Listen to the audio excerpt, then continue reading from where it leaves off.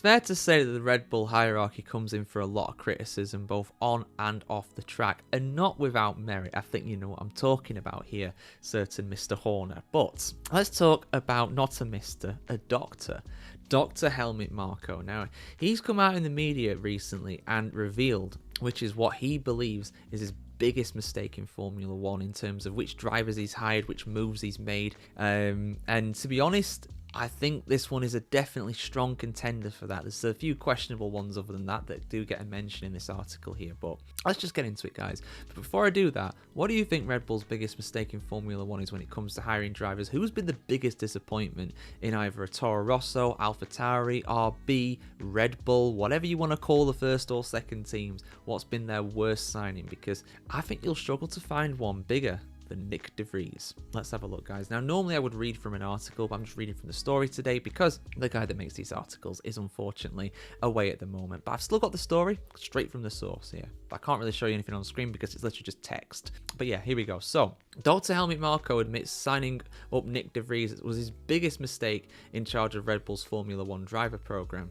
Other former Red Bull promised F1 drivers, notably Scott Speed, Jaime Alguersuari and Daniel Kvyat and others, also failed to live up to their initial promise. But Marko says the failure of the de Vries experiment, when the Dutchman impressed so much in his one-off sub-race appearance for Williams in 2022 that it led to a full-time AlphaTauri drive for 2023, is on another level. After 10 Grand Prix, the now 29-year-old de Vries was replaced by Daniel Ricciardo. My biggest mistake? There's no doubt about it. That's Nick de Vries, Marko, who is 81 years of age, told Italy's Autosprint. He did very well in his debut for Williams in Monza, said the Austrian, but once he was in the AlphaTauri, he did not make any progress. He had an incredible track record, Marko continued. He was Formula 2 champion and also the championship in Formula E. But with us, the stopwatch said that Nick was the wrong choice, and in an attempt to go faster, he just made mistakes. Last year, de Vries returned to Formula E and is also competing in the top hypercar class with Toyota in the World Endurance Championship. So yeah, relatively quick one there, guys. I mean, for sure, it was a big surprise. He had that one-off appearance in the Williams for 2022 when Alex Albon had his appendix removed. And, you know, the anti-appendix team, or Williams, they've got two drivers and 0 appendices in there.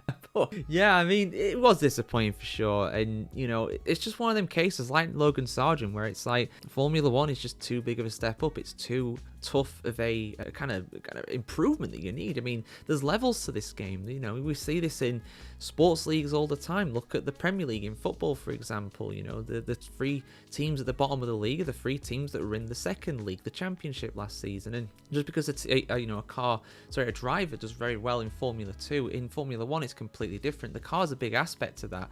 The pace of it overall is a lot higher, of course. The driving style and the bravery that you need to pilot those things is a lot higher. And also, it's not a spec series, unlike Formula 2, which you might think actually plays into the advantage of the drivers, but if they're in a bad car that doesn't suit them, that effect of it being bad for them struggling, is actually amplified. Now, there are, like I've said a number of times, you know, there are examples of drivers that have done really well in junior categories and failed to perform in Formula 1. Nicholas Latifi was pretty good. You know, obviously de Vries, he was champion as well. You've got some guys that don't even make it into Formula 1. You know, the last few Formula 2 champions before Gabriel Bortoleto has done it, you know, they haven't come into F1. And I think, what is it now? Teo Porcher's not done it. Felipe Drugovich hasn't done it.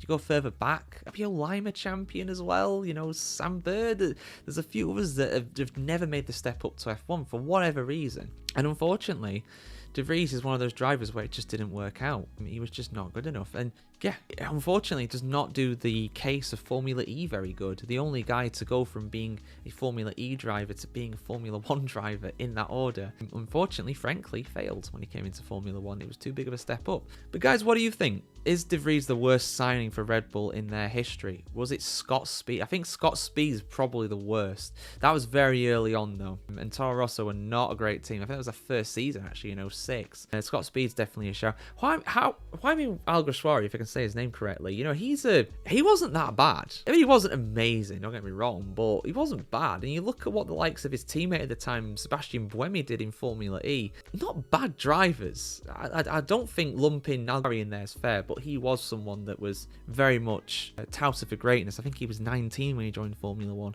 Daniel Kvyat's another one as well. He was again, had some great performances in there, but he's also the torpedo for a reason. He absolutely torpedoed Sebastian Vettel twice. 2 races, got effectively demoted, and then the promotion of Max Verstappen. So we can thank Daniel Kvyat for enabling Verstappen, but I don't think he'd really, I don't think he'd want to know that. I don't think he'd appreciate that kind of sentiment, because not only did Max Verstappen take his Formula 1 seat, later down the line, he took his wife as well.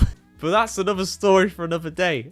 Nick De Vries, worst signing in Red Bull history. Let us know your thoughts in the comments below. Like, share, comment, subscribe, ring the bell as well, guys, and we'll see you very soon, guys. Have a good one.